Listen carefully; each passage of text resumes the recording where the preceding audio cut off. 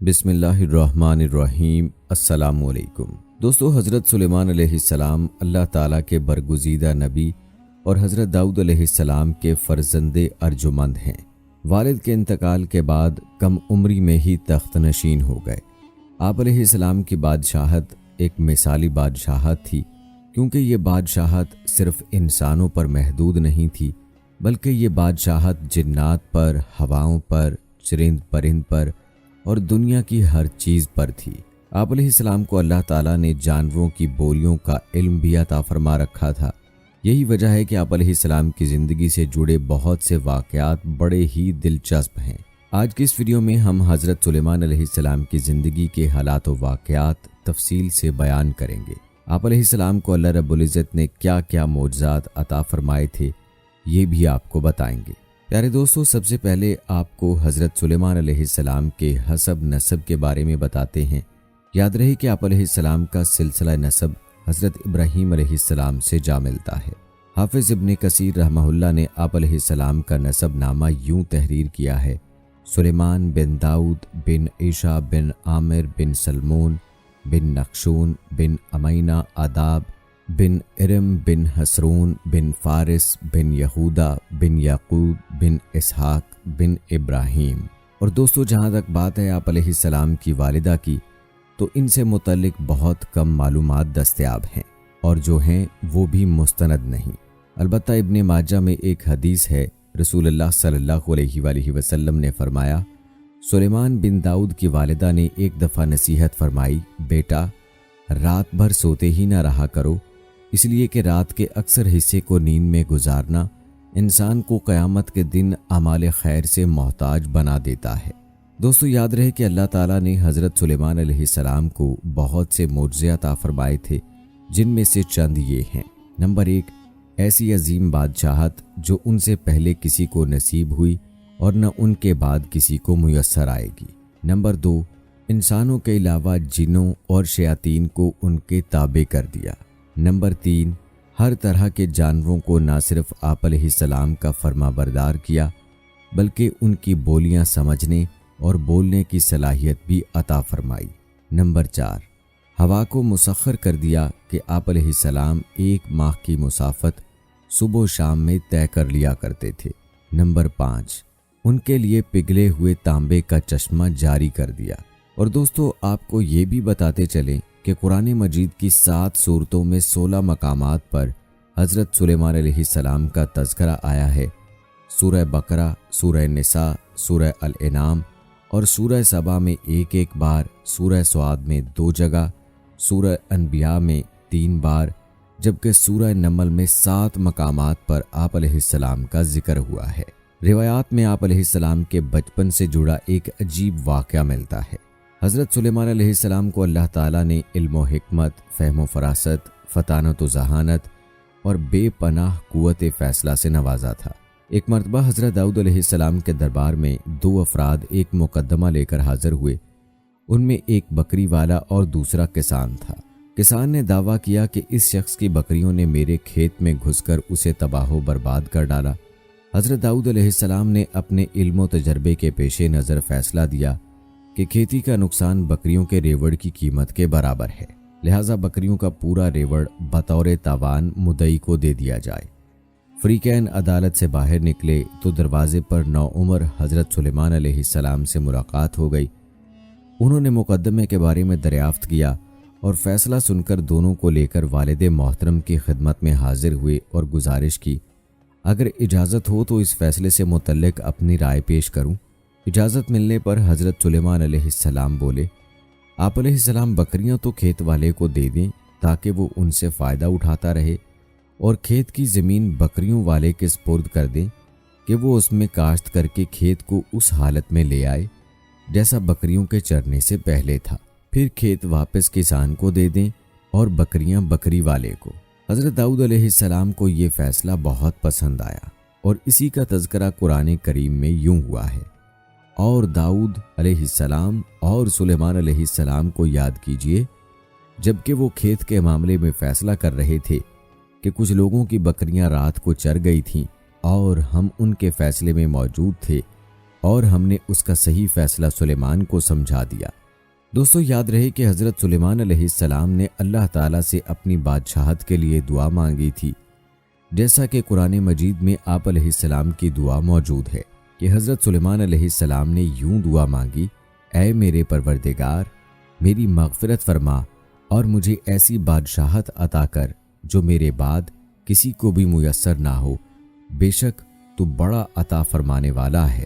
حضرت سلیمان علیہ السلام کی یہ دعا اللہ کے دین کے غلبے ہی کے لیے تھی، چنانچہ اللہ عز و جل نے دعا قبول فرمائی اور انہیں عظیم الشان حکومت عطا فرمائی۔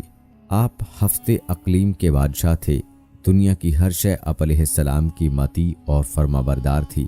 ہوا کو حکم دیتے تو وہ مہینوں کا سفر گھنٹوں میں طے کر دیتی، چرند پرند ہر حکم کی تابعداری کے لیے حاضر ہوتے، سرکش جنات ہر وقت ہاتھ باندھے احکامات کی بجا آوری کے لیے تیار رہتے اور شیاطین زنجیروں میں جکڑے رہتے، جیسا کہ سورہ انبیاء میں ارشاد ہے: اور ہم نے تیز ہوا سلیمان کے تابع کر دی جو ان کے حکم سے اس ملک میں چلتی تھی جس میں ہم نے برکت دی تھی، یعنی ملک شام، اور ہم ہر چیز سے باخبر ہیں۔ حضرت حسن بصری رحمہ اللہ فرماتے ہیں کہ ہوا کے مسخر کرنے کا واقعہ حضرت سلیمان علیہ السلام کے ساتھ اس وقت پیش آیا جب آپ علیہ السلام اپنے لشکری گھوڑوں کے معائنے میں مصروف تھے۔ اس اثناء میں آپ علیہ السلام کی عصر کی نماز فوت ہو گئی۔ چونکہ اس غفلت کا سبب گھوڑے بنے تھے، لہٰذا انہوں نے اپنے ان خوبصورت اور بیش بہا گھوڑوں کو ذبح کر دیا۔ حضرت سلیمان علیہ السلام نے جب اپنی سواری کے جانور قربان کر دیے تو اللہ تعالیٰ نے انہیں اس سے بہتر سواری عطا فرما دی اور ہوا کو مسخر کر دیا۔ دوستو حضرت سلیمان علیہ السلام کے ان گھوڑوں کا واقعہ قرآن کریم کی سورہ صاد کی آیات نمبر 31، 32 اور 33 میں یوں موجود ہے۔ ارشاد باری تعالیٰ ہے: اور ہم نے سلیمان کے لیے ہوا کو مسخر کر دیا کہ صبح کی منزل مہینے بھر کی ہوتی تھی اور شام کی منزل بھی۔ سورہ سبا کی آیت نمبر 12 میں ارشاد ہے، یعنی حضرت سلیمان علیہ السلام مائے آیان سلطنت اور لشکر تخت پر بیٹھ جاتے اور جدھر آپ علیہ السلام کا حکم ہوتا ہوائیں اسے اتنی رفتار سے لے جاتی کہ ایک مہینے جتنی مسافت صبح سے دوپہر تک کی ایک منزل میں طے ہو جاتی، اور پھر اسی طرح ایک مہینے کی مسافت دوپہر سے رات تک میں، یعنی اس طرح ایک دن میں 2 مہینوں کی مسافت طے ہوتی۔ ابن ابی حاتم نے حضرت سعید بن جبیر رضی اللہ تعالی عنہ سے نقل کیا ہے کہ تخت سلیمانی پر 6 لاکھ کرسیاں رکھی جاتی تھیں، جن پر حضرت سلیمان علیہ السلام کے ساتھ اہل ایمان انسان اور ان کے پیچھے اہل ایمان جنات بیٹھتے۔ پھر پرندوں کو حکم ہوتا کہ وہ تخت پر سایہ کر لیں تاکہ آفتاب کی تپش سے تکلیف نہ ہو۔ ہوا اس عظیم الشان تخت کو اٹھا کر جہاں کا حکم ہوتا وہاں پہنچا دیتی۔ بعض روایات میں ہے کہ اس ہوائی سفر کے وقت پورے راستے حضرت سلیمان علیہ السلام سر جھکائے اللہ کے ذکر و شکر میں مشغول رہتے۔ اور دوستو جیسا کہ میں نے پہلے ذکر کیا کہ حضرت سلیمان علیہ السلام کو اللہ تعالیٰ نے پرندوں کی بولیاں بھی سکھائی تھیں۔ پرندے اپنی اپنی زبان میں جو باتیں کرتے تھے آپ علیہ السلام اسے سمجھ لیتے تھے۔ اللہ تعالیٰ نے حضرت سلیمان علیہ السلام کو چرند پرند جنوں اور انسانوں پر بے مثل حکمرانی عطا فرمائی تھی۔ آپ ان سب کی بولی سمجھتے تھے اور اس نعمت ربانی پر خاص طور پر شکر گزار بھی تھے۔ اللہ تعالیٰ نے اس کا ذکر قرآن پاک میں یوں کیا ہے: اور سلیمان کے لیے جنوں اور انسانوں اور پرندوں کے لشکر جمع کیے گئے، سو ان کی الگ الگ درجہ بندی کر دی گئی، یہاں تک کہ جب چونٹیوں کے میدان میں پہنچے تو ایک چونٹی نے کہا کہ اے چونٹیوں، اپنے اپنے بلوں میں داخل ہو جاؤ، ایسا نہ ہو کہ سلیمان اور اس کے لشکر تمہیں کچل ڈالیں اور ان کو خبر بھی نہ ہو۔ تب وہ اس کی بات سن کر ہنس پڑے اور کہنے لگے کہ اے پروردگار، مجھے توفیق عطا فرما کہ جو احسانات تو نے مجھ پر اور میرے ماں باپ پر کیے ہیں ان کا شکر کروں اور ایسے نیک کام کروں کہ تو ان سے خوش ہو جائے اور مجھے اپنی رحمت سے اپنے نیک بندوں میں داخل فرما۔ دوستو ایک دن حضرت سلیمان علیہ السلام نے جنوں، انسانوں اور پرندوں پر مشتمل اپنی تمام افواج کو جمع کیا اور کسی منزل کی طرف روانہ ہوئے۔ پرندوں نے اپنے پروں سے آپ پر سایہ کیے رکھا۔ ہر لشکر پر چھوٹے بڑے افسر مقرر تھے جو تمام افراد کو اپنے اپنے مقام پر رکھتے تھے۔ جب وہ چونٹیوں کے میدان میں پہنچے تو ایک چونٹی نے کہا، اے چونٹیوں، اپنے اپنے گھروں میں گھس جاؤ، ایسا نہ ہو کہ بے خبری میں سلیمان اور ان کا لشکر تمہیں روند ڈالے۔ حضرت سلیمان علیہ السلام نے چونٹی کی آواز سن لی اور جو بات اس نے دوسری چونٹیوں سے کہی تھی سمجھ لی۔ آپ علیہ السلام یہ بات سن کر مسکرا دیے جو دوسرے نہ سن سکے۔ بعض لوگوں کا خیال یہ غلط ہے کہ حضرت سلیمان علیہ السلام سے پہلے جانور اور انسان ایک دوسرے سے بات چیت کرتے اور ایک دوسرے کی زبان سمجھتے تھے۔ حضرت سلیمان علیہ السلام نے ان سے وعدہ لے لیا کہ وہ انسانوں سے باتیں نہیں کریں گے، اس لیے اب ہم ان کی باتیں نہیں سمجھ سکتے۔ یہ سب جاہلوں کے خیالات ہیں۔ اگر یہ بات درست ہوتی کہ سب لوگ جانوروں کی بولیاں سمجھتے ہوتے تو حضرت سلیمان علیہ السلام کو دوسروں پر کوئی امتیاز حاصل نہ ہوتا۔ اس کے علاوہ حضرت سلیمان علیہ السلام کو جانوروں سے وعدے لے کر کیا فائدہ حاصل ہو سکتا تھا کہ جانور انسانوں سے بات چیت نہ کریں۔ اسی امتیاز ہی کی وجہ سے آپ نے فرمایا، اے پروردگار، مجھے توفیق دے کہ میں تیری ان نعمتوں کا شکر بجا لاؤں جو تو نے مجھے اور میرے والدین کو عطا فرمائی ہیں، اور مجھے توفیق دے کہ میں ایسے نیک اعمال کرتا رہوں جن سے تو خوش رہے، اور مجھے اپنی رحمت سے نیک بندوں میں شامل کر لے۔ اللہ تعالیٰ نے آپ کی دعا یقیناً قبول فرما لی۔ والدین میں حضرت سلیمان علیہ السلام کے والد حضرت داؤد علیہ السلام اور والدہ جو ایک عبادت گزار نیک خاتون تھیں شامل ہیں۔ دوستو، آئیے اب ویڈیو میں آگے بڑھتے ہوئے شامل کرتے ہیں ہدہد اور ملکہ بلقیس کا واقعہ۔ حضرت سلیمان علیہ السلام کے لشکر جرار میں ہدہد کی ڈیوٹی ایک انجینئر کی سی تھی۔ ایک روز ہدہد بوقت حاضری غیر حاضر ہوا تو حضرت سلیمان علیہ السلام سخت ناراض ہوئے، مگر ہدہد ایک ایسی خبر لایا جس سے اللہ کے نبی بھی بے خبر تھے، لہٰذا اس کی غیر حاضری کا نہایت معقول عذر ہونے کی وجہ سے اس کا قصور قابل معافی تسلیم کر لیا گیا۔ اس واقعے کا ذکر اللہ تعالیٰ نے قرآن پاک میں کیا ہے۔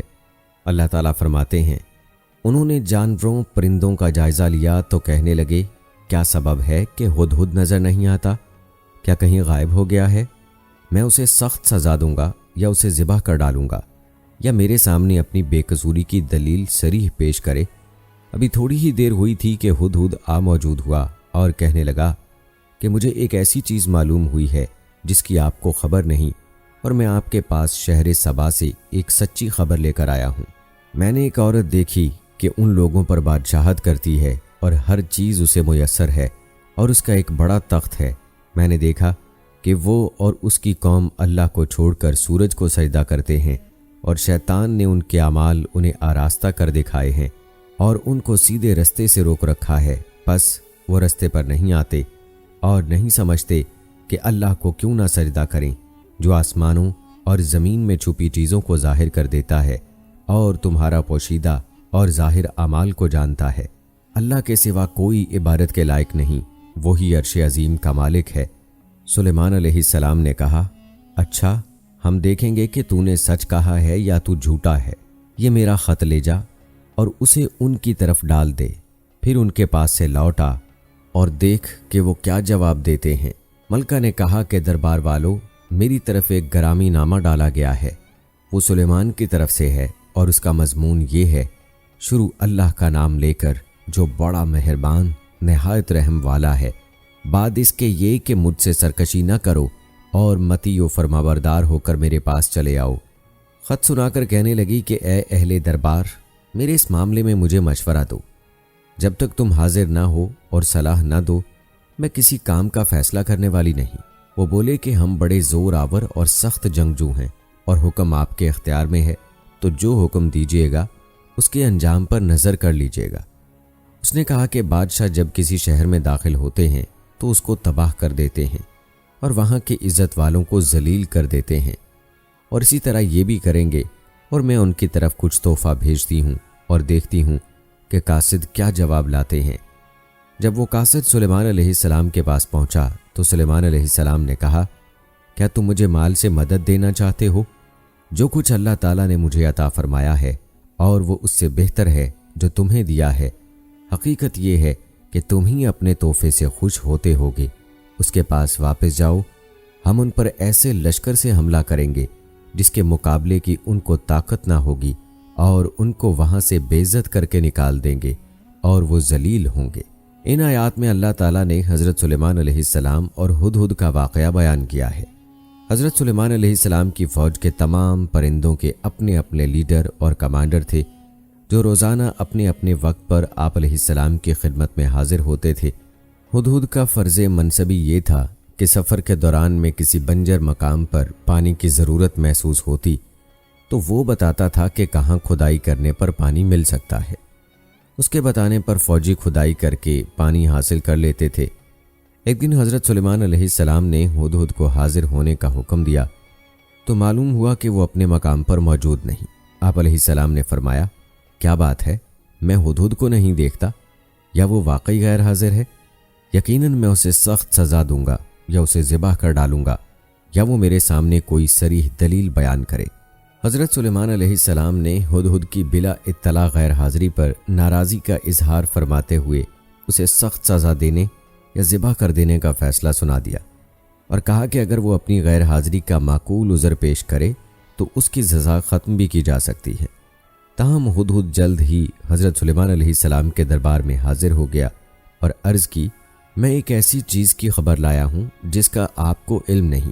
میں سبا کی ایک سچی خبر آپ کے پاس لایا ہوں۔ میں نے دیکھا کہ ان پر بادشاہت ایک عورت کر رہی ہے جسے ہر چیز سے کچھ نہ کچھ دیا گیا ہے اور اس کا ایک عظمت والا تخت بھی ہے۔ ہدہد نے حضرت سلیمان علیہ السلام کو ملکہ سبا کی سلطنت کے بارے میں بتایا۔ یہ سلطنت یمن میں تھی۔ حضرت سلیمان علیہ السلام کے زمانے میں اس کی حکمران شاہی خاندان کی ایک عورت تھی، کیونکہ سابق بادشاہ کا کوئی بیٹا نہیں تھا جو بادشاہ بن سکتا۔ حضرت ابو ہریرہ رضی اللہ تعالی عنہ سے روایت ہے کہ جب نبی کریم صلی اللہ علیہ وآلہ وسلم کو ایران کی حکومت پر ایک عورت کے فائز ہونے کی خبر ملی تو آپ نے فرمایا، وہ قوم کبھی فلاح نہیں پائے گی جس نے عورت کو حکمران بنا لیا ہے۔ اللہ تعالیٰ کا ارشاد ہے، جسے ہر چیز سے کچھ نہ کچھ دیا گیا ہے اسے ہر وہ چیز ملی ہے جو بادشاہوں کے پاس ہوا کرتی ہے، اور اس کا تخت بھی بڑی عظمت والا ہے۔ اس کے تخت میں طرح طرح کے ہیرے جواہرات اور موتی لگے ہوئے تھے اور وہ سونے سے مزین تھا۔ پھر ہدہد نے بتایا کہ وہ اللہ کے ساتھ کفر کرنے والے لوگ ہیں، اللہ کو چھوڑ کر سورج کو پوجتے ہیں۔ شیطان نے انہیں اس اللہ سے دور کر دیا ہے جو آسمانوں اور زمین میں سے چھپی ہوئی اشیاء نکالتا ہے، اور وہ حسی اور معنوی تمام ظاہری اور پوشیدہ اشیاء سے خوب واقف ہے۔ اس کے سوا کوئی معبود برحق نہیں، وہی عظمت والے عرش کا مالک ہے، یعنی اس کا تخت اتنا بڑا ہے کہ مخلوقات میں سے کوئی چیز اس سے بڑی نہیں۔ اس وقت حضرت سلیمان علیہ السلام نے خط بھیجا جس میں اللہ تعالیٰ اور اس کے رسول صلی اللہ علیہ وآلہ وسلم کی اطاعت کی دعوت دی گئی تھی، اور آپ علیہ السلام کی اطاعت قبول کرنے کا حکم تھا۔ اس لیے فرمایا، تم میرے سامنے سرکشی نہ کرو بلکہ میرے حکم کی تعمیل کرو اور مسلمان بن کر میرے پاس آ جاؤ۔ جب ہدہد نے حضرت سلیمان علیہ السلام کا خط بلقیس کو پہنچایا، اس نے پڑھا اور وزیروں مشیروں کو طلب کر لیا تاکہ اس خط کے بارے میں مشورہ کرے۔ اس نے انہیں صورتحال کی خبر دیتے ہوئے کہا، میری طرف ایک گرامی نامہ ڈالا گیا ہے۔ پھر خط بھیجنے والے کا پتہ بتایا، وہ سلیمان کی طرف سے ہے۔ پھر خط کا مضمون پڑھ کر سنایا، وہ بخشش کرنے والے مہربان اللہ کے نام سے شروع ہے، یہ کہ تم میرے سامنے سرکشی نہ کرو اور مسلمان بن کر میرے پاس آ جاؤ۔ پھر ان سے مشورہ طلب کرتے ہوئے بولی، اے میرے سردارو، تم میرے اس معاملے میں مشورہ دو۔ میں کسی امر کا قطعی فیصلہ نہیں کیا کرتی جب تک تمہاری موجودگی اور رائے نہ ہو۔ انہوں نے کہا، اگر آپ کو جنگ کرنے کے لیے فوج کی ضرورت ہے تو ہم یہ فریضہ انجام دینے کے لیے پوری طرح تیار ہیں، تاہم آخری فیصلہ آپ ہی کا ہوگا۔ آپ خود ہی سوچ لیجئے کہ ہمیں آپ کیا حکم فرمائیں گی۔ تاہم اس کی رائے سرداروں کی رائے سے بہتر تھی اور وہ عقل میں ان سے برتر تھی۔ اسے معلوم ہو گیا کہ اس انداز سے خط بھیجنے والے کا مقابلہ کرنا یا اسے دھوکہ دینا ممکن نہیں۔ اس نے کہا، بادشاہ جب کسی بستی میں گھستے ہیں تو اسے اجاڑ دیتے ہیں اور وہاں کے باعزت لوگوں کو ذلیل کر دیتے ہیں، اور یہ لوگ بھی ایسا کریں گے۔ اس نے کہا کہ اگر یہ بادشاہ ہمارے ملک پر غالب آ گیا تو اس کے غیظ و غضب کا نشانہ سب سے پہلے میں ہی بنوں گی، اس لیے میں انہیں ایک ہدیہ بھیجنے والی ہوں، پھر دیکھ لوں گی کہ قاصد کیا جواب لے کر لوٹتے ہیں۔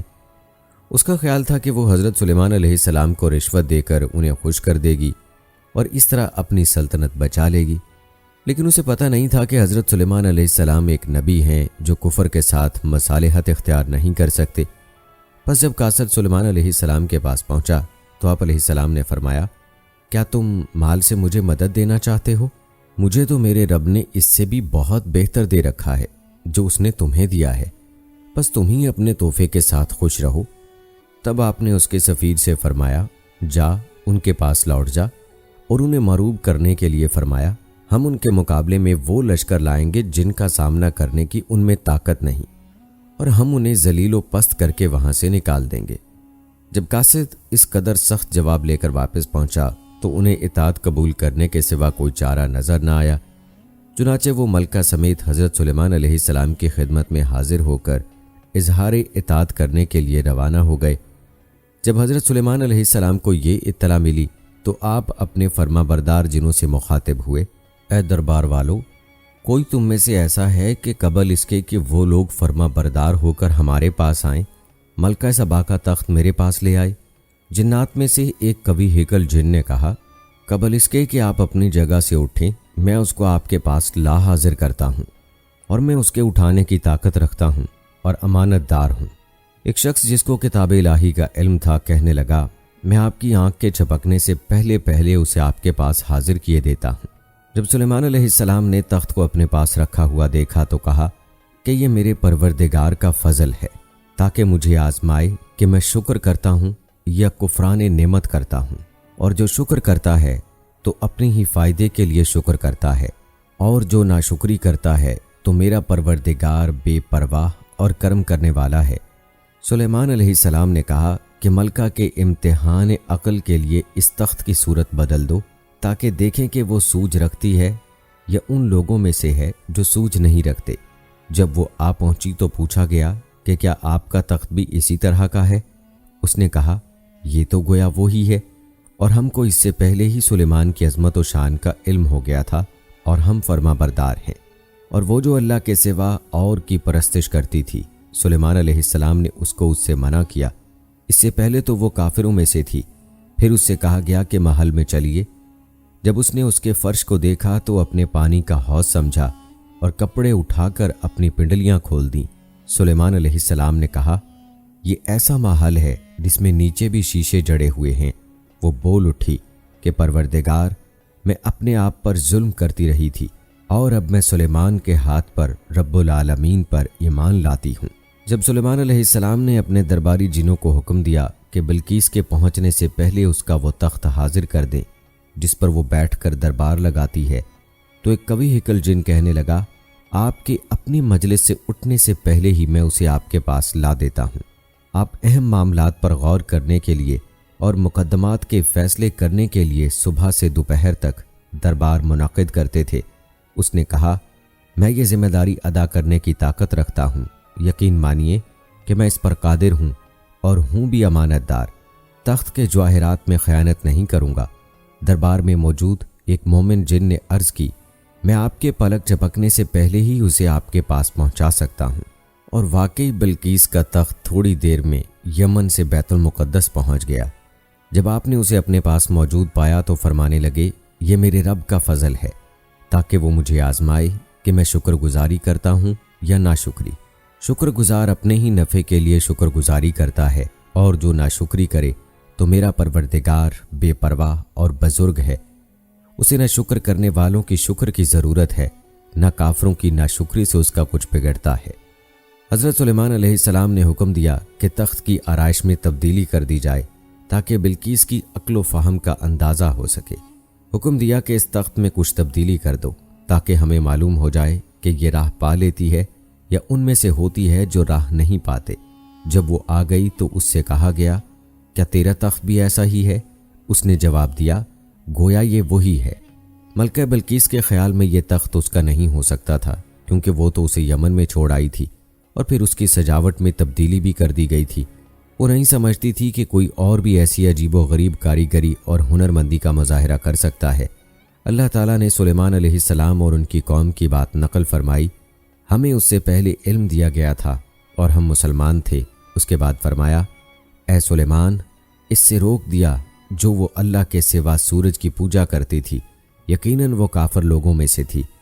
یعنی ملکہ اور اس کی قوم بلا دلیل صرف آباء و اجداد کی تقلید کرتے ہوئے آفتاب پرستی میں مبتلا تھے، اس لیے حضرت سلیمان علیہ السلام نے اسے اس کام سے منع کر دیا۔ حضرت سلیمان علیہ السلام نے شفاف شیشے کا ایک محل تعمیر کروایا تھا۔ اس کے نیچے پانی بہتا تھا اور پانی پر شیشے کی چھت تھی۔ اس پانی میں مچھلیاں اور دوسرے آبی جانور رکھے گئے تھے۔ جب ملکہ بلقیس وہاں پہنچی تو اس سے کہا گیا، محل میں تشریف لے چلیے جہاں حضرت سلیمان علیہ السلام تخت پر رونق افروز تھے۔ اسے دیکھ کر وہ سمجھی کہ یہ حوض ہے۔ اس نے اپنی پنڈلیاں کھول دیں، فرمایا، یہ تو شیشے سے مونڈھی ہوئی عمارت ہے۔ کہنے لگی، میرے پروردگار، میں نے اپنی جان پر ظلم کیا، اب میں سلیمان کے ساتھ اللہ رب العالمین کی فرما بردار بنتی ہوں۔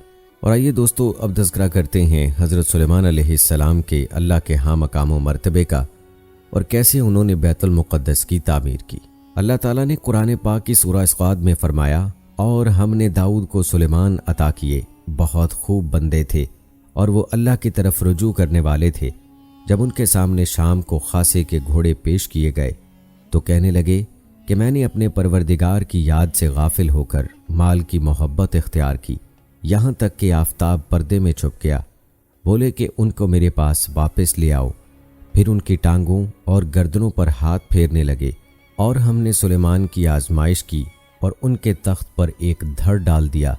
پھر انہوں نے اللہ کی طرف رجوع کیا اور دعا کی کہ اے پروردگار، مجھے معاف فرما اور مجھے کوئی ایسی بادشاہی عطا فرما کہ میرے بعد کسی کے لائق نہ ہو، بے شک تو بڑا عطا فرمانے والا ہے۔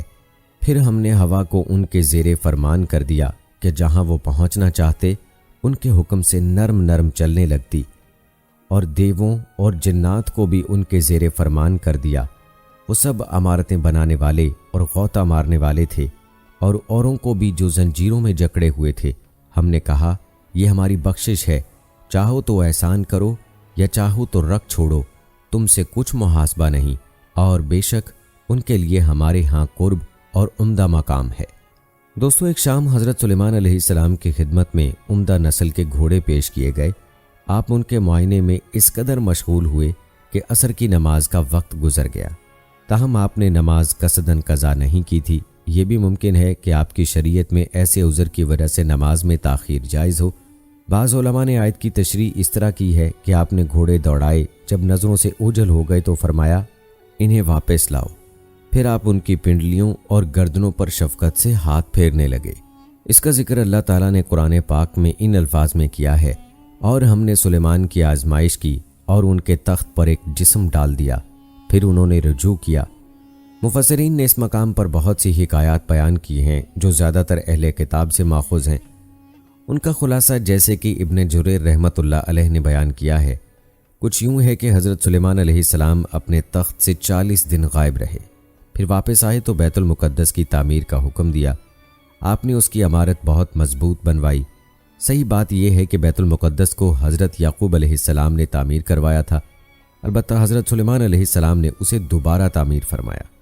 حضرت ابوذر رضی اللہ تعالی عنہ سے روایت ہے، انہوں نے فرمایا، میں نے کہا، اللہ کے رسول، سب سے پہلے کون سی مسجد بنی؟ آپ صلی اللہ علیہ وآلہ وسلم نے فرمایا، مسجد حرام۔ میں نے کہا، اس کے بعد؟ فرمایا، بیت المقدس کی مسجد۔ میں نے کہا، ان دونوں کے درمیان کتنی مدت ہے؟ فرمایا، 40 سال۔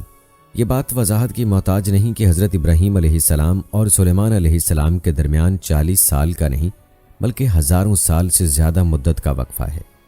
اور آپ نے جو دعا کی تھی کہ مجھ جیسی حکومت کسی اور کو نہ ملے، وہ بیت المقدس کی تعمیر کے بعد کی ہے۔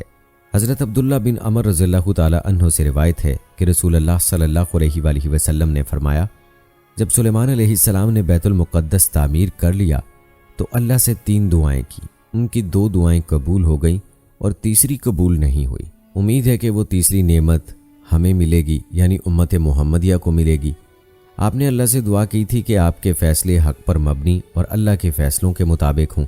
اللہ نے یہ چیز دے دی۔ آپ نے دعا کی آپ کو ایسی حکومت ملے جو کسی اور کے لائق نہ ہو۔ اللہ نے یہ چیز بھی عطا فرمائی۔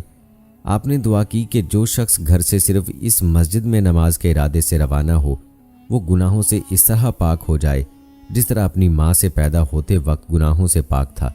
ہمیں امید ہے کہ اللہ نے یہ دعا ہمارے حق میں قبول فرما لی ہے۔ دوستو، اللہ تعالیٰ نے قرآن میں آپ کی اور آپ علیہ السلام کے والد کی تعریف میں ان کے فیصلے کا ذکر فرمایا، اور داؤد اور سلیمان کا حال بھی سن لو، کہ جب وہ ایک کھیتی کے مقدمے کا فیصلہ کرنے لگے جس میں کچھ لوگوں کی بکریاں رات چر گئی تھیں اور اسے روند گئی تھیں، اور ہم ان کے فیصلے کے وقت موجود تھے، ہم نے فیصلہ کرنے کا طریق سلیمان کو سمجھا دیا اور ہم نے دونوں کو حکم یعنی حکمت و نبوت اور علم بخشا تھا۔ قاضی شریح رحمۃ اللہ علیہ اور دیگر حضرات نے بیان کیا ہے کہ ان لوگوں کا انگوروں کا باغ تھا، دوسرے لوگوں کی بکریاں رات کو باغ میں آ گئیں اور اسے نقصان پہنچایا۔ انہوں نے حضرت داؤد علیہ السلام کے سامنے مقدمہ پیش کیا۔ آپ علیہ السلام نے فیصلہ دیا کہ باغ والوں کو نقصان کے مطابق رقم ادا کی جائے۔ فریقین وہاں سے نکلے تو حضرت سلیمان علیہ السلام سے ملاقات ہو گئی۔ انہوں نے کہا، اللہ کے نبی داؤد نے تمہارا کیا فیصلہ کیا ہے؟ انہوں نے بتایا۔ آپ علیہ السلام نے فرمایا، اگر میں ہوتا تو یہ فیصلہ کرتا کہ بکریاں باغ والوں کے حوالے کی جائیں، وہ ان کے دودھ وغیرہ سے فائدہ اٹھائیں، اور بکریوں والے باغ کو درست کر کے ویسا ہی کر دیں جیسا وہ پہلے تھا، تب اپنی بکریاں واپس لے لیں۔ جب حضرت داؤد علیہ السلام تک یہ خبر پہنچی تو انہوں نے یہی فیصلہ نافذ فرما دیا۔ اسی طرح کا ایک واقعہ صحیحین میں حضرت ابو ہریرہ رضی اللہ تعالی عنہ سے مروی ہے کہ رسول اللہ صلی اللہ علیہ وآلہ وسلم نے فرمایا، 2 عورتوں کے پاس ایک ایک بچہ تھا۔ بھیڑیے نے حملہ کیا اور ایک عورت کا بچہ لے گیا۔ بڑی نے کہا وہ تیرا بچہ لے گیا ہے، چھوٹی نے کہا وہ تیرا بچہ لے گیا ہے۔ انہوں نے حضرت داؤد علیہ السلام کی خدمت میں مقدمہ پیش کیا تو آپ علیہ السلام نے بڑی کے حق میں فیصلہ دے دیا۔ باہر نکلیں تو حضرت سلیمان علیہ السلام سے ملاقات ہو گئی۔ حضرت سلیمان علیہ السلام نے فرمایا، چھری لاؤ، میں اس بچے کو چیر کر دونوں کو آدھا آدھا بچہ دے دوں گا۔ چھوٹی نے کہا، ایسا نہ کریں، اللہ تعالیٰ آپ پر رحم فرمائے، یہ بچہ بڑی کا ہی ہے۔ سو آپ نے بچے کا فیصلہ چھوٹی کے حق میں کر دیا۔ ممکن ہے ان کی شریعت میں دونوں حضرات کے کیے ہوئے فیصلوں کی گنجائش ہو، لیکن حضرت سلیمان علیہ السلام کا فیصلہ راجح تھا، اس لیے اللہ تعالیٰ نے آپ کی سمجھداری کی تعریف فرمائی اور فرمایا، اور ہم نے دونوں کو حکم یعنی حکمت و نبوت اور علم بخشا تھا، اور ہم نے پہاڑوں کو داؤد کے لیے مسخر کر دیا تھا کہ ان کے ساتھ تسبیح کرتے تھے، اور پرندوں کو بھی مسخر کر دیا، اور ہم ہی ایسا کرنے والے تھے، اور ہم نے تمہارے لیے ان کو ایک طرح کا لباس بنانا بھی سکھا دیا تاکہ تم کو لڑائی کے ضرر سے بچائے، بس تم کو شکر گزار ہونا چاہیے۔ دوستو، اگر بات کی جائے حضرت سلیمان علیہ السلام کی ہوا پر حکمرانی اور جنات پر حکمرانی کی، تو اس کا ذکر اللہ تعالیٰ نے سورہ انبیاء کی آیت نمبر 81 اور 82 میں ان الفاظ میں کیا ہے، اور ہم نے تیز ہوا سلیمان کے تابع فرمان کر دی تھی جو ان کے حکم سے اس ملک یعنی شام میں چلتی تھی جس میں ہم نے برکت دی تھی، اور ہم ہر چیز سے خبردار ہیں، اور جنات کے جماعت کو بھی ان کے تابع کر دیا تھا کہ ان میں سے بعض ان کے لیے غوطے مارتے تھے اور اس کے سوا اور کام بھی کرتے تھے، اور ہم ان کے نگہبان تھے۔ اسی طرح سورہ صاد میں بھی اللہ تعالیٰ نے فرمایا، پس ہم نے ہوا کو ان کے ماتحت کر دیا، وہ آپ کے حکم سے جہاں آپ چاہتے نرمی سے پہنچا دیا کرتی تھی۔ ہر عمارت بنانے والے اور غوطہ خور جن کو بھی آپ علیہ السلام کے ماتحت کر دیا، اور دوسرے جنات کو بھی جو زنجیروں میں جکڑے رہتے۔ یہ ہے ہمارا عطیہ، اب تو احسان کر یا روک رکھ، کچھ محاسبہ نہیں۔ ان کے لیے ہمارے پاس بڑا تقرب اور بہت اچھا ٹھکانہ ہے۔ جب آپ علیہ السلام نے اللہ کی رضا کے لیے گھوڑے چھوڑ دیے تو اللہ تعالیٰ نے ان کے عوض آپ کو ہوا کی سواری عنایت فرمائی، جو زیادہ تیز رفتار، زیادہ قوت والی اور زیادہ عظیم تھی، اور اس کو سنبھالنے اور دیکھ بھال کرنے کی مشقت اٹھانے کی بھی ضرورت نہیں تھی۔ وہ آپ کے حکم سے جہاں آپ چاہتے نرمی سے پہنچا دیا کرتی تھی۔ سلیمان علیہ السلام کے پاس ایک قالین تھا جس میں لکڑیاں لگی ہوئی تھیں۔ آپ اس پر حسب ضرورت مکانات، خیمے، گھوڑے، اونٹ، ساز و سامان اور جن و انس وغیرہ رکھ لیتے، اور دشمنوں کے خلاف جہاد وغیرہ میں آپ اس ہوا کے ذریعے سے سفر کرتے تھے۔ آپ جہاں جانا چاہتے آپ کے حکم سے ہوا اسے اڑا کر وہاں سے لے جاتی تھی، اور آپ جس رفتار سے سفر کرنا چاہتے ہوا اسی تیزی سے چلتی تھی، جیسا کہ اللہ تعالیٰ نے سورہ سبا میں ارشاد فرمایا، اور ہوا کو ہم نے سلیمان کے تابع کر دیا تھا، اس کی صبح کی منزل 1 مہینے کی راہ ہوتی اور شام کی منزل بھی مہینے بھر کی ہوتی، اور ان کے لیے ہم نے تانبے کا چشمہ بہا دیا تھا، اور جنوں میں سے کچھ ایسے تھے جو ان کے پروردگار کے حکم سے ان کے آگے کام کرتے تھے، اور جو کوئی ان میں سے ہمارے حکم سے پھرے گا اس کو ہم جہنم کی آگ کا مزہ چکھائیں گے۔ وہ جو چاہتے یہ ان کے لیے بناتے، یعنی قلعے اور مجسمے اور بڑے بڑے لگن یعنی پیالے جیسے تالاب اور دیگیں جو ایک ہی جگہ رکھی ہیں، اے داؤد کی اولاد میرا شکر کرو اور میرے بندوں میں شکر گزار تھوڑے ہیں۔ اللہ تعالیٰ نے جنوں کو حضرت سلیمان علیہ السلام کے مطیع کر دیا تھا، وہ ان کے حکم سے ہر کام انجام دیتے تھے اور کسی حکم کے خلاف ورزی نہیں کرتے تھے۔ اگر کوئی حکم عدولی کی جرت کرتا تو آپ اسے سخت سزا دیتے تھے۔ وہ جن ان کے لیے محرابی عمارت بناتے اور دیواروں پر تصویریں بناتے۔ یہ کام حضرت سلیمان علیہ السلام کی شریعت میں جائز تھا، اور بڑے بڑے حوض بناتے اور بڑی بڑی دیگیں بناتے جو ایک ہی جگہ پڑی رہیں۔ ان میں کھانا پکا کر غریب انسانوں کو اور بعض جانوروں کو کھلایا جاتا تھا۔ اسی لیے اللہ تعالیٰ نے فرمایا، اے آل داؤد شکر کے طور پر نیک عمل کرو، میرے بندوں میں شکر گزار بندے کم ہی ہوتے ہیں۔ اس کے بعد فرمایا، ہر عمارت بنانے والے اور غوطہ خور جن کو بھی آپ کے ماتحت کر دیا، اور دوسرے جنات کو بھی جو زنجیروں میں جکڑے رہتے، یعنی کچھ جن حضرت سلیمان علیہ السلام کی اطاعت کرتے تھے اور کچھ شیطان جن آپ کی نافرمانی کرتے تھے جنہیں زنجیروں میں جکڑ دیا جاتا تھا۔ یہ سب جن اور انسان وغیرہ حضرت سلیمان علیہ السلام کی ماتحت مخلوقات میں شامل تھے۔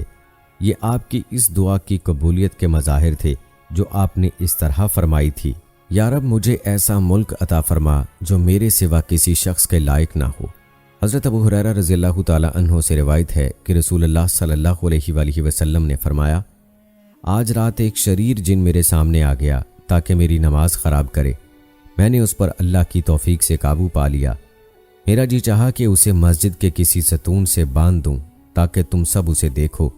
پھر مجھے اپنے بھائی حضرت سلیمان علیہ السلام کی وہ دعا یاد آ گئی کہ انہوں نے فرمایا تھا، اے میرے رب مجھے بخش دے اور مجھے ایسا ملک اور ایسی حکومت عطا فرما جو میرے سوا کسی کے لائق نہ ہو۔ تب میں نے اسے ذلیل کر کے چھوڑ دیا۔ حضرت ابو درداء رضی اللہ تعالی عنہ سے روایت ہے، انہوں نے فرمایا، نبی صلی اللہ علیہ وآلہ وسلم نماز پڑھانے کے لیے کھڑے ہوئے تو ہم نے آپ کو نماز کے دوران میں یہ فرماتے سنا، میں تجھ سے اللہ کی پناہ میں آتا ہوں، میں تجھ پر اللہ کی لعنت بھیجتا ہوں۔ 3 بار فرمایا اور آپ نے اپنا ہاتھ آگے بڑھایا گویا کسی چیز کو پکڑنا چاہتے ہیں۔ جب نماز سے فارغ ہوئے تو ہم نے عرض کی، اللہ کے رسول صلی اللہ علیہ وآلہ وسلم، ہم نے آج آپ کو نماز میں وہ بات کہتے سنا ہے جو بات کہتے پہلے کبھی نہیں سنا، اور ہم نے آپ کو ہاتھ بڑھاتے دیکھا ہے، اس کی کیا وجہ ہے؟ نبی کریم صلی اللہ علیہ وآلہ وسلم نے فرمایا، اللہ کا دشمن ابلیس آگ کا شعلہ لے کر آیا تھا کہ میرے چہرے پر پھینک دے۔ تب میں نے 3 بار کہا، میں تجھ سے اللہ کی پناہ میں آتا ہوں۔ پھر میں نے کہا، میں تجھ پر اللہ کی ساری لعنت بھیجتا ہوں۔ 3 بار کہنے پر بھی وہ پیچھے نہ ہٹا۔ میں نے چاہا کہ اسے پکڑ لوں۔ اگر حضرت سلیمان علیہ السلام نے وہ دعا نہ کی ہوتی تو وہ صبح کو بندھا ہوا ملتا، مدینے والوں کے بچے اس سے کھیلتے۔ حضرت ابو ہریرہ رضی اللہ تعالی عنہ سے روایت ہے کہ نبی کریم صلی اللہ علیہ وآلہ وسلم نے فرمایا، حضرت سلیمان علیہ السلام نے فرمایا، میں آج 70 خواتین کے پاس جاؤں گا، ہر ایک سے ایک شاہ سوار پیدا ہوگا جو اللہ کی راہ میں جہاد کرے گا۔ آپ علیہ السلام کے ساتھی نے کہا، انشاءاللہ کہیے۔ آپ نے کہا، چنانچہ ان میں سے صرف ایک خاتون کے ہاں بچہ پیدا ہوا، اس کا بھی جسم آدھا تھا۔ نبی کریم صلی اللہ علیہ وآلہ وسلم نے فرمایا، اگر آپ انشاءاللہ کہہ دیتے تو آپ کی خواہش پوری ہوتی اور بچے پیدا ہو کر جوان ہوتے اور وہ اللہ کی راہ میں جہاد کرتے۔ ایک روایت میں ہے کہ رسول اللہ صلی اللہ علیہ وآلہ وسلم نے فرمایا، سلیمان بن داؤد علیہ السلام نے فرمایا، آج رات میں 100 عورتوں کے پاس جاؤں گا، ہر ایک سے ایک لڑکا پیدا ہوگا جو اللہ کی راہ میں جہاد کرے گا۔ آپ کو انشاءاللہ کہنا یاد نہ رہا، آپ ان سب کے پاس گئے، ان میں سے کسی کے ہاں بچہ پیدا نہ ہوا، صرف ایک خاتون سے آدھا بچہ پیدا ہوا۔ نبی کریم صلی اللہ علیہ وآلہ وسلم نے فرمایا، اگر آپ انشاءاللہ کہہ دیتے تو آپ کی خواہش پوری ہو جاتی۔ حضرت سلیمان علیہ السلام کو ایک عظیم سلطنت ملی تھی۔ آپ کا حکم صرف انسانوں پر نہیں بلکہ جنوں، جانوروں اور پرندوں پر بھی چلتا تھا۔ آپ کو ہر چیز حاصل تھی، اس لیے آپ نے فرمایا تھا، اے میرے رب مجھے بخش دے اور مجھے ایسا ملک عطا فرما جو میرے سوا کسی کے لائق نہ ہو۔ چنانچہ آپ کی دعا قبول ہوئی۔ اللہ تعالیٰ نے آپ کو اجازت دی کہ جسے چاہیں جتنا چاہیں عطا فرمائیں، آپ کا اس بارے میں کوئی محاسبہ نہیں ہوگا۔ یہ ایک بادشاہ نبی کی شان ہے۔ ایک عبودیت کی شان رکھنے والا نبی کسی کو وہی کچھ دے گا جس کی اسے اجازت دی جائے گی۔ ہمارے نبی حضرت محمد صلی اللہ علیہ وآلہ وسلم کو اختیار دیا گیا کہ آپ چاہیں تو شاہانہ شان و شوکت والے نبی بن جائیں اور چاہیں تو ابد کی شان رکھنے والے نبی بن جائیں۔ ایک روایت میں ہے کہ نبی کریم صلی اللہ علیہ وآلہ وسلم نے حضرت جبرائیل علیہ السلام سے مشورہ طلب کیا تو انہوں نے اشارہ فرمایا کہ تواضع اختیار فرمائیے، تو آپ نے بندگی کا مقام رکھنے والا نبی بننا پسند فرمایا۔ اللہ تعالیٰ نے آپ کی امت میں قیامت تک کے لیے خلافت اور حکومت مقرر فرما دی۔ اللہ تعالیٰ نے حضرت سلیمان علیہ السلام کو دنیا میں تمام نعمتیں عطا فرمائیں، اس کے علاوہ آپ کو آخرت میں بھی عظیم ثواب، بلند ترین مقام اور عزت و شرف سے سرفراز فرمایا۔ جیسے کہ اللہ تعالیٰ کا ارشاد ہے، ان کے لیے ہمارے پاس بڑا تقرب ہے اور بہت اچھا ٹھکانہ ہے۔ سورہ سبا میں اللہ تعالیٰ نے فرمایا، پھر جب ہم نے ان کے لیے موت کا حکم صادر کر دیا تو کسی چیز سے ان کا مرنا معلوم نہ ہوا مگر گھن کے کیڑے سے جو ان کا عصا کھاتا رہا۔ جب عصا گر پڑا تب جنوں کو معلوم ہوا اور کہنے لگے کہ اگر وہ غیب جانتے ہوتے تو ذلت کی تکلیف میں نہ رہتے۔ حضرت ابن عباس رضی اللہ تعالیٰ عنہ فرماتے ہیں، حضرت سلیمان علیہ السلام کی وفات کے بعد گھن کا کیڑا 1 سال تک ان کے عصے کو کھاتا رہا، تب آپ کا جسم مبارک گرا۔ امام ابن جریر رحمۃ اللہ علیہ فرماتے ہیں کہ آپ علیہ السلام کی عمر 50 سال سے کچھ زیادہ تھی۔ آپ علیہ السلام کی وفات کے بعد آپ کا بیٹا رجام بادشاہ ہوا، اس نے 70 سال حکومت کی۔ اس کے بعد بنی اسرائیل کی سلطنت کے ٹکڑے ٹکڑے ہو گئے۔ دوستو، اگر بات کی جائے کہ اللہ تعالیٰ کے تمام انبیاء کرام علیہ الصلوۃ والسلام کے قصوں میں ہمارے لیے عبرتیں، حکمتیں اور نتائج ہیں، تو حضرت سلیمان علیہ السلام کے قصے سے نظام شورا کی ضرورت و اہمیت اور افادیت و فضیلت ثابت ہوتی ہے۔ حکام بالا کا اہل علم اور اہل دانش سے امور مملکت کے متعلق مشورہ ہمیشہ مملکت اور عوام کے لیے نفع مند ثابت ہوتا ہے، کیونکہ فرد واحد کی رائے اور عقل و دانش سے اہل خرد کے مجموعے کی رائے اور عقل و دانش بہتر ہوتی ہے۔ لیکن اگر حکام مجلس شورا کے مشورے سے اعتراض کرتے ہوئے فیصلہ کریں تو اس کے نقصانات اور مفاسد کے شواہد سے تاریخ انسانی بھری پڑی ہے۔ ملکہ بلقیس کو حضرت سلیمان علیہ السلام کا دھمکی آمیز خط موصول ہوا تو اس نے اکیلے ہی اس کے بارے میں فیصلہ نہیں کر لیا، بلکہ اپنے امراء اور وزراء کو جمع کر کے ان سے مشورہ طلب کیا۔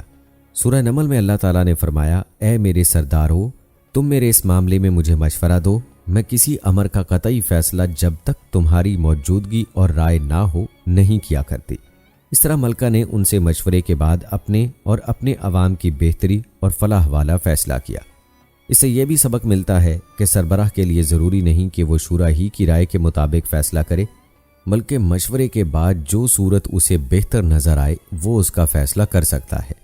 مشورہ اور رائے دہی کا یہ مفید نظام ہزاروں سال پر محیط ہر حکومت کے دستور و قانون کا اہم اور لازمی حصہ رہا ہے، البتہ مختلف ادوار میں اس کے مختلف انداز رہے ہیں۔ شورا کی اس افادیت کے پیش نظر اللہ تعالیٰ نے اپنے نبی حضرت محمد صلی اللہ علیہ وآلہ وسلم کو بھی اس کا حکم دیا۔ اللہ تعالیٰ نے سورہ آل عمران میں فرمایا، اور کام کا مشورہ ان سے کیا کریں۔ امام شوکانی رحمۃ اللہ علیہ شورا کے عمل کی تفصیل بیان کرتے ہوئے امام ابن خزید منداد سے نقل کرتے ہیں کہ حکمرانوں کے لیے ضروری ہے کہ وہ علماء کرام سے ایسے امور میں مشورہ کریں جو انہیں معلوم نہ ہوں یا جن کے بارے میں انہیں اشکال ہو، فوجی سربراہوں سے، جنگی امور، عوامی نمائندوں سے عوام کی فلاح و بہبود، اور ماتحت وزراء و رؤساء سے ان کے علاقوں کے متعلق مشورہ کریں۔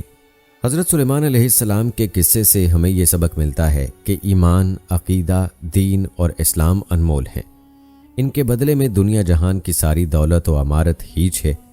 حضرت سلیمان علیہ السلام نے ملکہ بلقیس کو سورج کی پوجا ترک کر کے مالک حقیقی کی عبادت کی دعوت دی اور اسے مومن بن جانے کا حکم نامہ ارسال کیا۔ بصورت دیگر جنگ کی سخت وارننگ بھی دی۔ ملکہ نے آپ کو دنیاوی بادشاہ سمجھ کر تحفے تحائف دے کر وفد رسال کیا تو آپ نے انہیں جواب دیا، کیا تم مال سے مجھے مدد دینا چاہتے ہو؟ مجھے تو میرے رب نے اس سے بہت بہتر دے رکھا ہے جو اس نے تمہیں دیا ہے، لہٰذا تم ہی اپنے تحفے سے خوش رہو۔ یعنی تم ان ہیرے جواہرات سے میرے خزانوں میں کیا اضافہ کر سکتے ہو جبکہ مجھے اللہ تعالیٰ نے ان کے علاوہ ان سے بہتر نعمتوں سے نوازا ہے، لہٰذا تم ہی انہی دنیاوی تحائف سے خوش رہو۔ اس طرح آپ نے تا قیامت آنے والے اہل ایمان حکمرانوں کو یہ سبق دیا کہ وہ دین کی نشر و اشاعت اور اس کی سربلندی کے بدلے بڑے سے بڑے دنیاوی لالچ کو بھی ٹھکرا دیں اور ایمان و عقیدے کی دعوت کو دنیا میں غالب کر کے دم لیں۔ آپ کے اسوہ حسنہ میں موجودہ دور کے مسلم حکمرانوں کے لیے درس عبرت ہے، جو چند ٹکوں کی خاطر ایمان اور اہل ایمان کے خلاف حنود و یقود کے دست و بازو بنے ہوئے ہیں۔ اس میں ان مادہ پرست لالچی اور ہوس کے مارے حکمرانوں کے لیے بھی درس ہے، جو چند روزہ عیش و عشرت کی خاطر ایمان اور عقیدے کو بیچ دیتے ہیں اور کفار کے ساتھ یارانے مضبوط کرنے کے لیے اہل ایمان کے خلاف دن رات سازشوں میں مصروف رہتے ہیں۔ حضرت سلیمان علیہ السلام کے واقعے سے اہل علم کو تواضع اور انکسار کا سبق ملتا ہے، علماء کرام کو یہ درس ملتا ہے کہ انہیں اپنے علم پر غرور و تکبر میں مبتلا نہیں ہونا چاہیے، نیز علم کے موتی جہاں اور جس سے ملے حاصل کر لینے چاہیے، اس میں مقام و مرتبے کو رکاوٹ نہیں بننا چاہیے۔ اور دوستو، حضرت سلیمان علیہ السلام کے قصے سے اللہ تعالیٰ کا شکر کرنے کا درس ملتا ہے۔ شکر نئی نعمتوں کے حصول اور پرانی نعمتوں کی بقا اور دوام کے حصول کا ذریعہ ہے۔ حضرت سلیمان علیہ السلام نے اللہ تعالیٰ کی نعمتوں پر اور جو اللہ تعالیٰ نے انہیں بادشاہت اور حکمرانی عطا کی تھی، ہر حال میں اللہ تعالیٰ کا شکر ادا کیا۔ ملکہ بلقیس کے محل سے اس کا تخت پلک چھپکنے سے پہلے لاموجود کرنے والے افراد آپ کے پیروکار تھے۔ جب آپ نے اس کمال درجے کی تیزی سے تخت اپنے پاس دیکھا تو فوراً اس نعمت پر اللہ کا شکر بجا لائے، فرمانے لگے یہی میرے رب کا فضل ہے تاکہ وہ مجھے آزمائے کہ میں شکر گزاری کرتا ہوں یا ناشکری۔ شکر گزار اپنے ہی نفع کے لیے شکر گزاری کرتا ہے، اور جو ناشکری کرے تو میرا پروردگار بے پرواہ اور بزرگ ہے۔ ہمیں بھی اللہ تعالیٰ کی لاتعداد نعمتوں پر ہر وقت شکر گزار رہنا چاہیے تاکہ مزید رحمت الہی کا حصول ہو، نزول ہو۔ پیارے دوستو، یہ تھی ہماری آج کی ویڈیو حضرت سلیمان علیہ السلام کی زندگی کے حالات و واقعات پر۔ پھر حاضر ہوں گے ایک نئی ویڈیو کے ساتھ۔ مجھے اگلی ویڈیو تک اجازت دیں۔ فی امان اللہ۔